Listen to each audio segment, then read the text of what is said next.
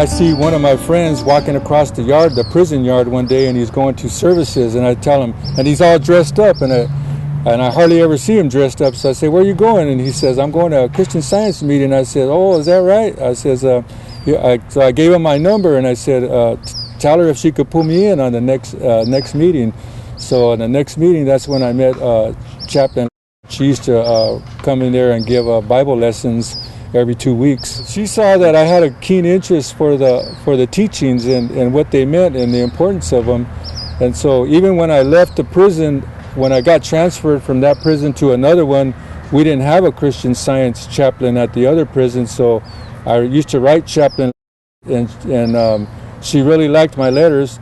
You know, she liked what I said, and she says she offered me to if I would like to become a member of the Christian Science Church, and I said, sure, why not? And so now I'm a member of the Mother Church, and I always felt like the word God was the most misunderstood word in the English language.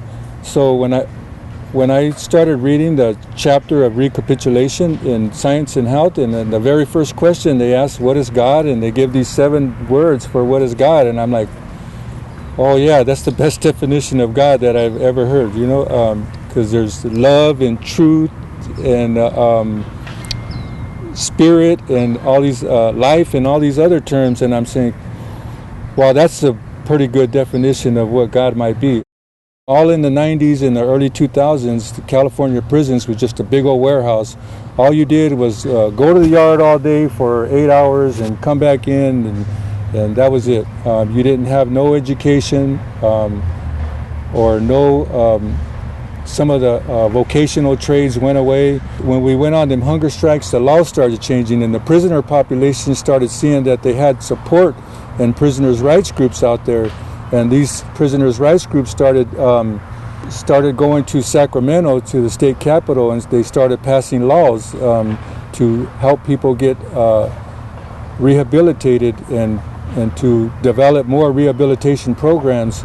And so now everybody's going to these self-help groups, and conversations are taking place that had never taken place the whole time. The whole 30 years I was in prison up to that point, we never went into no groups, and we never talked about why we did what we did or understand why we did what we did. Education became available to all the prisoners, and so we started taking advantage of it.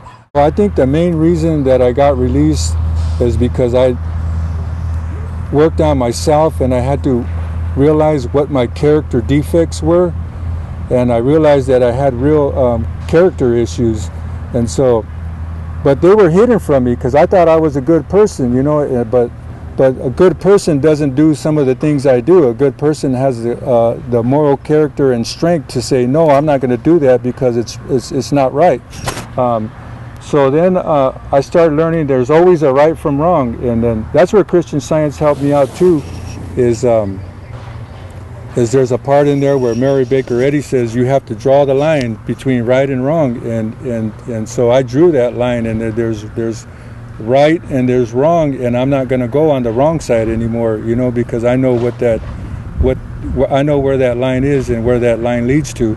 When I got to the level 3 prison, I noticed immediately the change in focus right there, because a lot of people were into self-help groups and trying to prepare for release from prison. Those kind of groups didn't exist at all on the level 4 maximum security prisons. The associate warden, he told me, if you do right, you can get released from here, because lifers are getting parole dates right here.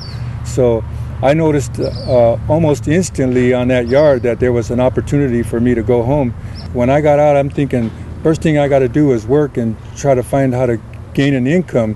I went to a transition home, and I learned that the transition home was a big help because it allowed me to gradually introduce myself back into society without having the pressure of instantly finding a job, because I got to live there rent-free, and they fed me and helped me get clothing. They helped me get my documents like Social Security, birth certificate. Being out here, it's like I see blessings every day. I mean, I could sit on the porch and just watch the birds for 15-20 minutes and just enjoying it, and have the best time of my life. you have to understand who you are as a person, and you have to understand what your relationship is to God.